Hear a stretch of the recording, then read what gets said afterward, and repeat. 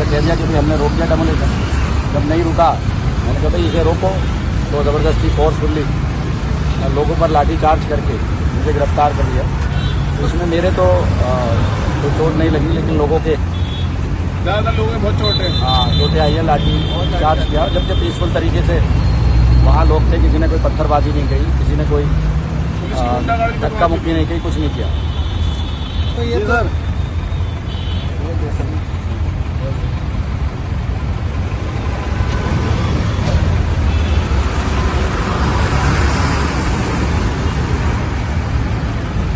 गरीबों मजलूमों की आवाज उठा रहे थे।